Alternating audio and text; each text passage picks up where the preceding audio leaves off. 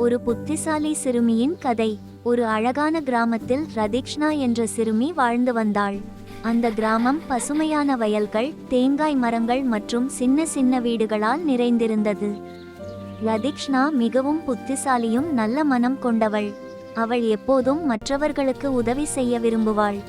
ரதிக்ஷ்ணாவின் அப்பா ஒரு விவசாயி. தினமும் வயலில் வேலை செய்து குடும்பத்தை நடத்தினார். ரதிக்ஷ்ணா பள்ளிக்கு செல்வதுடன் வீட்டிலும் அப்பாவுக்கு உதவி செய்தாள். ஒரு நாள் ரதிக்ஷ்ணா பள்ளியில் இருந்து வீட்டுக்கு வரும்போது கிராமத்தில் பெரிய பிரச்சனை ஒன்று இருப்பதை கவனித்தாள். கிராமத்தில் இருந்த குளம் முழுவதும் குப்பைகளால் நிரம்பியிருந்தது. அதனால் அந்த குளத்தில் இருந்த தண்ணீர் மிகவும் அழுக்காகிவிட்டது. அந்த குளத்தில்தான் கிராம மக்கள் எல்லோரும் தண்ணீர் எடுத்துக்கொண்டார்கள். அதனால் மக்கள் கவலையாக இருந்தார்கள். ரதிக்ஷ்ணா அதை பார்த்து யோசிக்க ஆரம்பித்தாள். இந்த குளத்தை சுத்தம் செய்ய முடியாதா என்று அவள் தன்னிடம் கேட்டுக்கொண்டாள். அவள் வீட்டுக்கு சென்று தன் அப்பாவிடம் கேட்டாள். அப்பா, நாம எல்லாரும் சேர்ந்து குளத்தை சுத்தம் செய்யலாமே? அப்பா சிரித்து சொன்னார், அது நல்ல யோசனைதான் மகளே. ஆனால் யாரும் இதுவரை முயற்சி செய்யவில்லை. அடுத்த நாள் ரதிக்ஷ்ணா பள்ளிக்கு சென்றபோது தன் நண்பர்களிடம் அந்த விஷயத்தை சொன்னாள். நாம் எல்லோரும் சேர்ந்து குளத்தை சுத்தம் செய்தால் கிராமத்திற்கு நல்லது என்று அவள் சொன்னாள். முதலில் சில குழந்தைகள் சிரித்தார்கள். ஆனால் ரதிக்ஷ்ணா மனம் தளரவில்லை.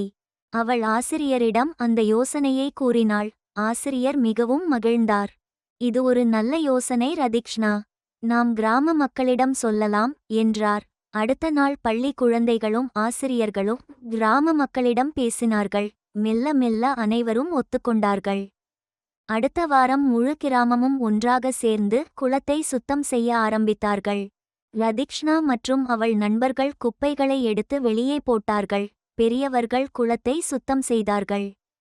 சில நாட்களில் அந்த குளம் மீண்டும் அழகாக மாறியது. தண்ணீர் மீண்டும் சுத்தமாக மாறியது. கிராம மக்கள் அனைவரும் மிகவும் மகிழ்ந்தார்கள். அவர்கள் ரதிக்ஷ்ணாவை பார்த்து சொன்னார்கள், நீ இல்லையென்றால் இந்த குளம் இன்னும் அழுக்காக இருந்திருக்கும். ரதிக்ஷ்ணா சிரித்தாள். நான் மட்டும் இல்லை, நாம எல்லாரும் சேர்ந்து செய்தது தான் என்றாள். அந்த நாளிலிருந்து கிராம மக்கள் சுற்றுச்சூழலை சுத்தமாக வைத்துக்கொள்ள வேண்டும் என்று முடிவு செய்தார்கள். ரதிக்ஷ்ணா அந்த கிராமத்தில் அனைவருக்கும் ஒரு நல்ல உதாரணமாக ஆனாள்.